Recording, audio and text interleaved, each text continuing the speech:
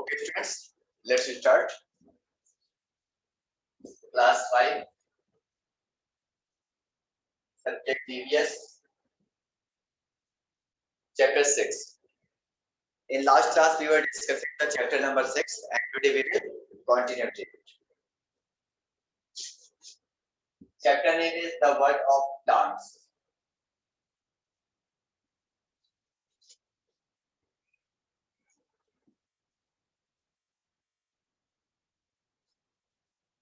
The world of plants.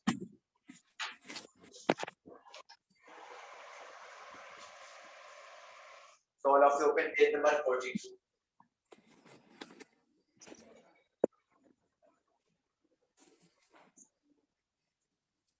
Page number 42 open कर लीजिए. Seed dispersal.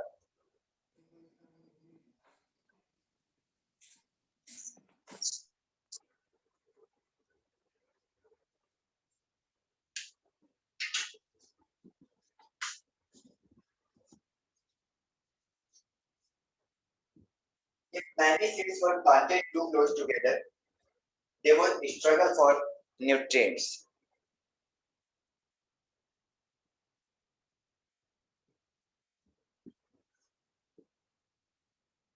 Water and sunlight. In the process, many of them would die.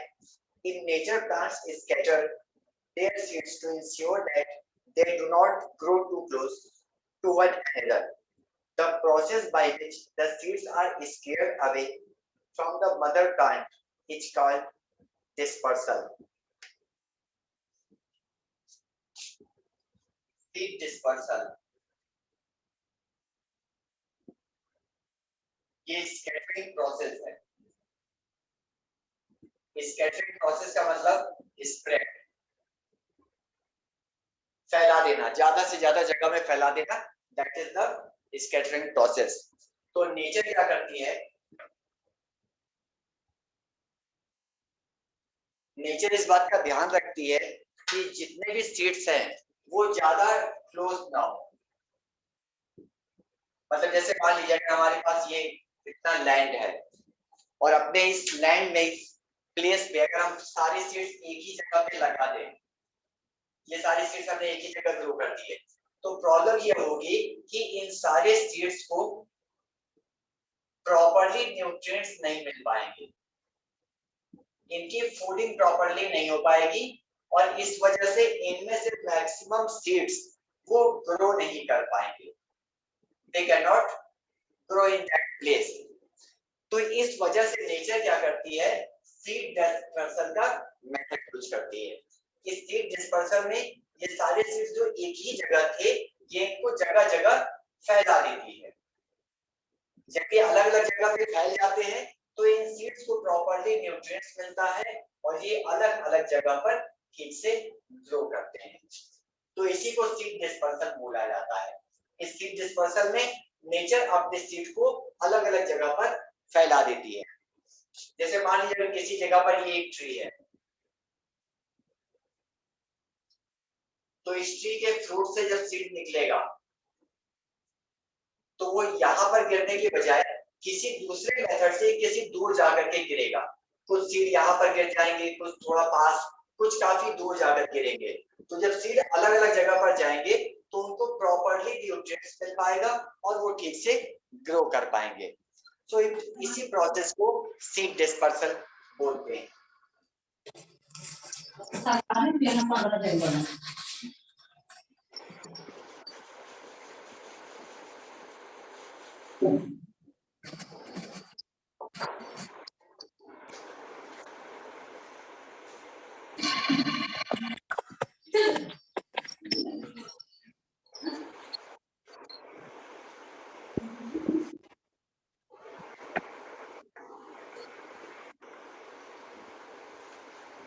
Natural propagation.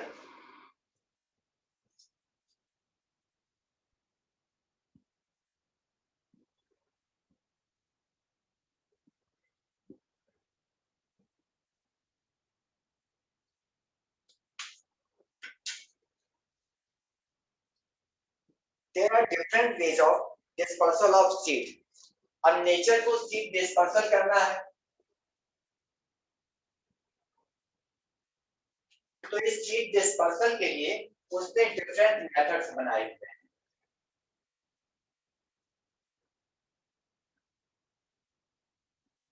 वो अलग अलग method से seed dispersal करती है। Gravity, अब इसका जो सबसे पहला मेथड है वो है ग्रेविटी।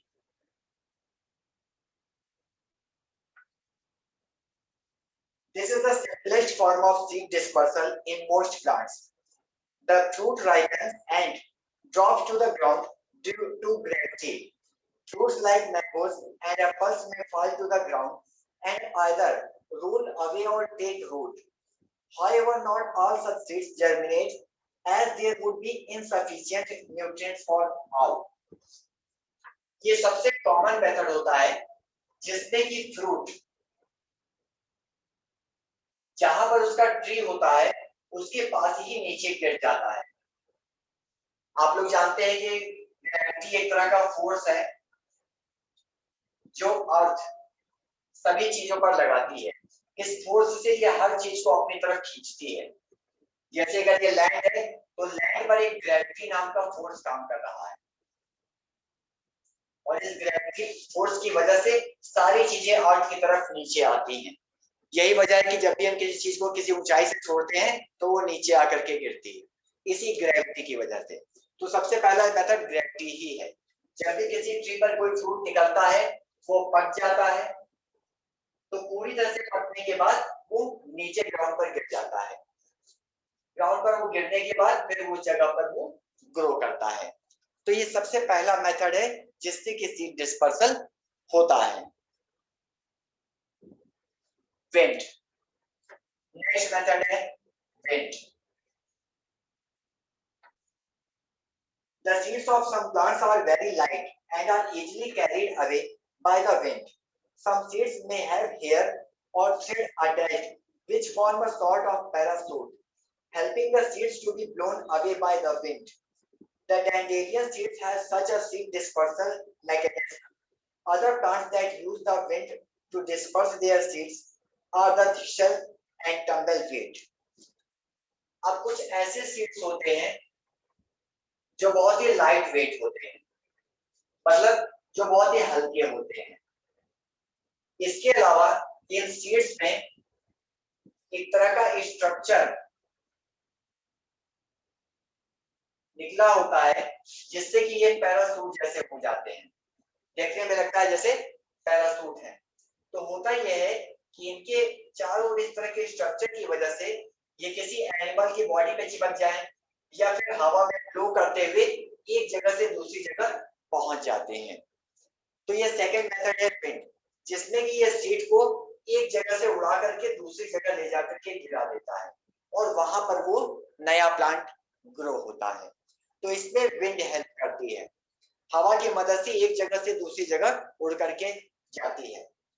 नॉर्मली जब भी कभी आंधी या तूफान आता है तो उसमें आप लोगों ने देखा होगा कि इस टाइप का सीड होता है जिसके चारों ओर एक तरफ हल्का सा ऐसा स्ट्रक्चर दिखता है जिसके अंदर सीड होता है।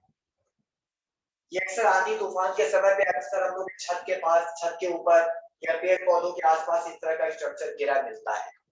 ये सबसे कॉमन एग्जांपल है विंड डिस्पर्सन का। इसमें हवा के थ्रू सीड एक जगह से उड़ करके दूसरी जगह पहुंच जाता है। नाउ वाटर, सीड डिस्पर्सल का थर्ड मेथड है वाटर। वाटर के through seed dispersal.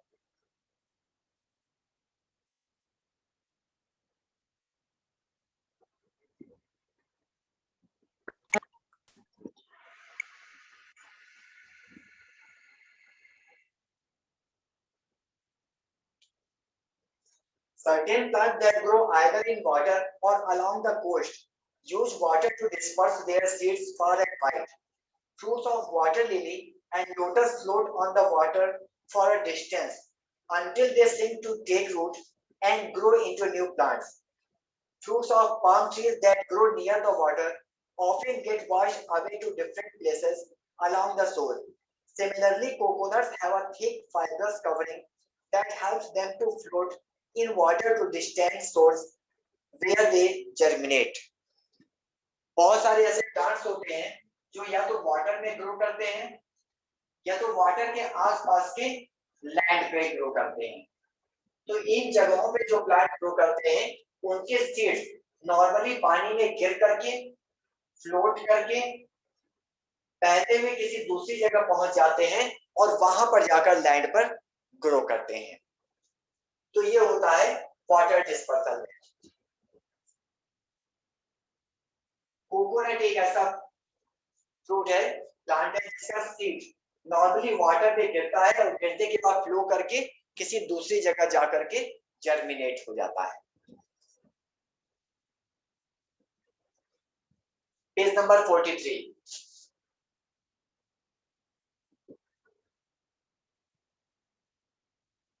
Page number 43 पर आ जाइए।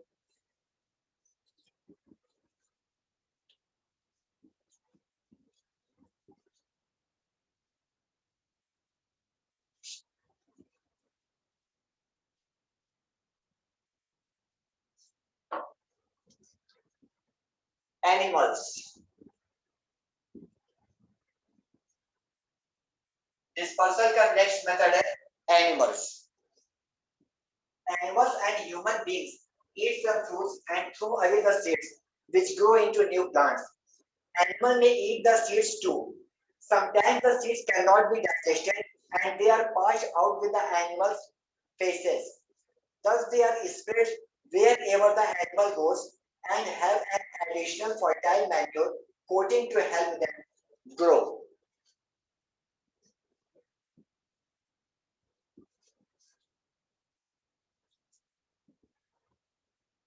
Animals and humans.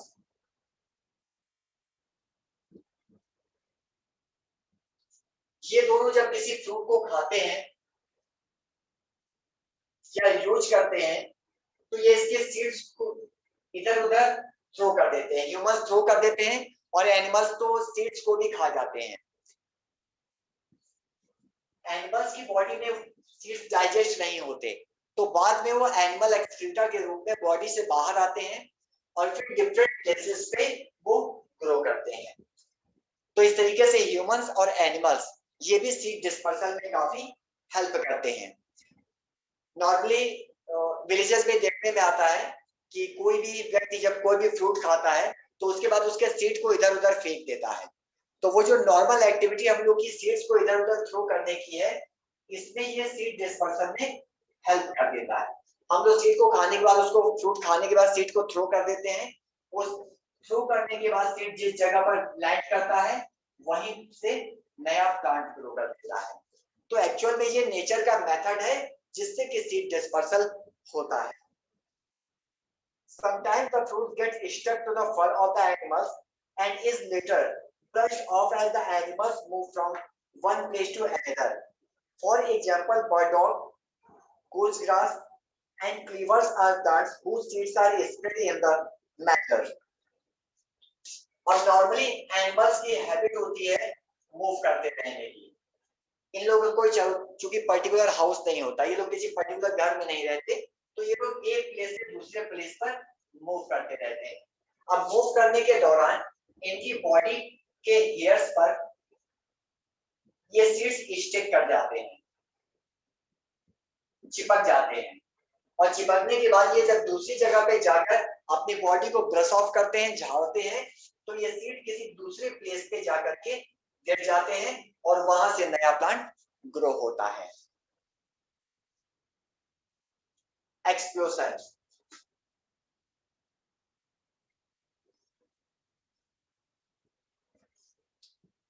Fruits of some plants like poppy pea, beans, and balsam burst open when they are ripe and scatter their seed everywhere. This method of seed dispersal is called explosion. कुछ ऐसे seeds होते हैं जो पूरे पक जाने के बाद इनमें एक्सप्लोशन होता है, मतलब इनके बॉडी फटती है और जब वो ओपन हो जाती है तो उससे सीड्स जो होते हैं इधर उधर फैल जाते हैं। तो इसलिए एक्सप्लोशन का मेथड होता है। इसमें फ्रूट्स का बॉडी पार्ट ओपन होता है और वहां से सीड्स इधर उधर स्प्रेड कर जाते हैं। तो ये सारे आपके सीड डिस्पर्सल के मेथड थे।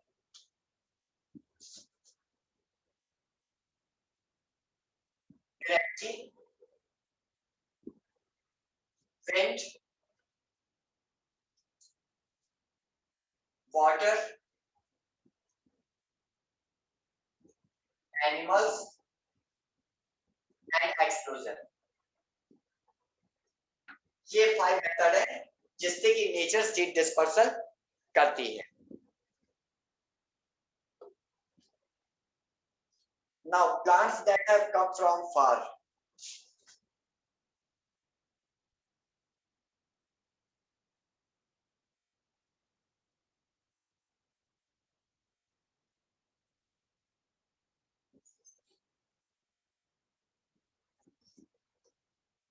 नॉर्मली आप लोगों ने घरों में देखा होगा कि जो छोटे बच्चे होते हैं, जब भी कोई व्यक्ति बाहर से आता है तो छोटे बच्चे उनसे पूछते हैं कि क्या लाए हैं हमारे लिए। ये नॉर्मली सभी घरों में देखने के लिए मिलता है। It is the common behaviour and the natural thinking of the children. If the someone is coming from the outside, they are taken something for them. और स्पेशली रिलेटिव्स के यहाँ भी जब हम जाते हैं तो उनके लिए कुछ ना कुछ गिफ्ट्स वगैरह या स्वीट्स वगैरह लेकर के जाते हैं। Many of the plants, vegetables and fruits that you see around you actually came from foreign soils over many centuries. यहाँ पर हम लोग जो भी प्लांट्स और फ्रूट्स यूज करते हैं, इनमें बहुत सारे प्लांट्स और फ्रूट्स ऐसे हैं जो कि किसी दूसरी कंट्री से आए हुए हैं। ये पहले हमारी कंट्री में नहीं होते थे, ये बाहर की कंट्री से ले आकर के उनको यहाँ पर ग्रो किया गया है, उगाया गया है। They were brought by travelers, traders and invaders. इनको लाने वाले ट्रैवलर्स, ट्रेडर्स और इन्वेडर्स थे। ट्रैवलर्स वो लोग होते हैं जो एक जगह से दूसरी जगह की यात्रा करते हैं। ये लोग नई नई जगह घूमने के शौकीन होते हैं, न्यू प्लेसेस देखने जाते हैं, उनको ट्रैवलर्स बोलते हैं। ट्रेडर्स वो लोग होते हैं जो बिजनेस करने के लिए एक जगह से दूसरी जगह जाते हैं, वो ट्रेडर्स होते हैं। और इन्वेडर्स पहले के समय हुआ करते थे। इन्वेडर्स वो लोग होते थे जो किसी दूसरी कंट्री पर अटैक किया करते थे। तो ये 3 लोग होते थे जो पहले के समय में फ्रूट्स को या सीड्स को एक जगह से दूसरी जगह ले जाया करते थे।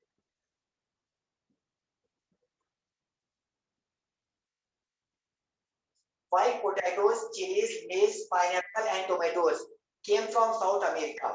Coffee came from Ethiopia, wheat from Egypt, cloves and wheat people from Indonesia, cinnamon from Sri Lanka, the chinar tree from Greece, marigolds from Central America and roses from China. इसमें आप देख सकते हैं कि इतने सारे प्लांट्स, फ्रूट्स, वेजिटेबल्स ये सब अदर कंट्रीज से आए हुए हैं। तो बहुत सारे ऐसे प्लांट्स और फ्रूट्स, वेजिटेबल्स मिलेंगे जो अदर कंट्रीज से ले आकर के हमारी कंट्री में ग्रो किए गए। ऐसे ही प्लांट्स और फ्रूट्स को वो प्लांट्स और फ्रूट्स बोलते हैं जो बाहर के प्लेसेस से आए हुए हैं। Now the story of the tea.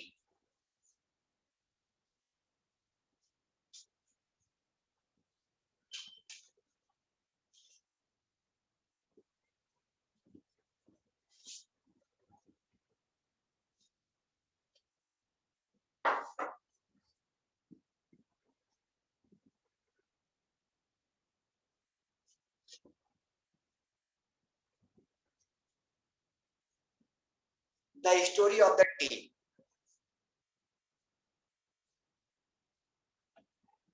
T ये बहुत ही कॉमन सा बेवरेज है जो लगभग हर घर में यूज किया जाता है। Do you know that tea was introduced in India by the British during their rule? The origins of tea lie in China. T, ये हमारी कंट्री में ब्रिटिश लोग ले आए थे। जब हमारी कंट्री में ब्रिटिश रूल था तब टी हमारी कंट्री में आई थी। और टी का जो ओरिजिन है, जो स्टार्टिंग है, वो चाइना का है। टी चाइना से ही स्टार्ट हुई है और हमारी कंट्री में ये ब्रिटिश रूल के समय में ब्रिटिश लोग लेकर आए थे। The British imported tea leaves and growing techniques to India. All of you come at page number 44.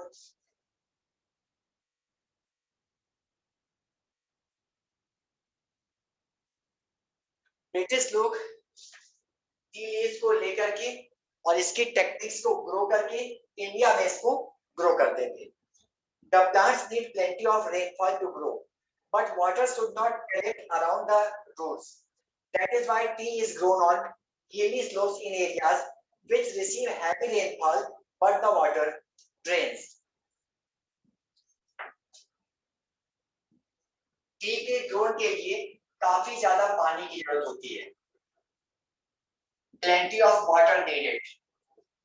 लेकिन इसके साथ एक चीज और भी जरूरी है कि टी के प्लांट के पास वाटर रुकना नहीं चाहिए। अगर टी के प्लांट के पास वाटर रुक गया तो उसका प्लांट खराब हो जाता है। तो इसलिए ऐसी कंडीशन में वाटर वहां से फ्लो करता रहना चाहिए। यही कारण है कि टी की जो प्लांटेशन है वो हिली स्लोप्स पर होता है,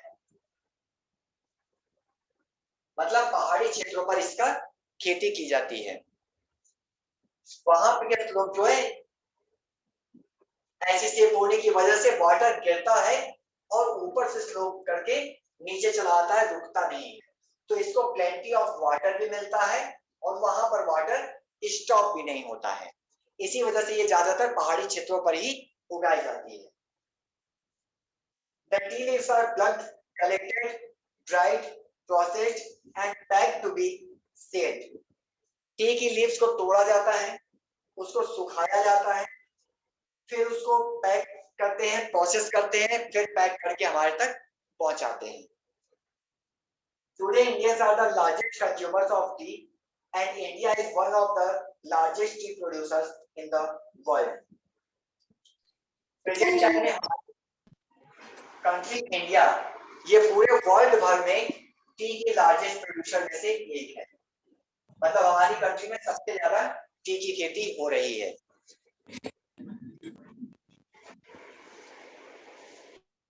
All was the chapter number 6. इसके साथ आपका चैप्टर 6 कंप्लीट हुआ। Time is also to be coming over. So today's class is going to be finished. Start class. Thank you all of you. Bye. Bye, sir. Thank you, sir.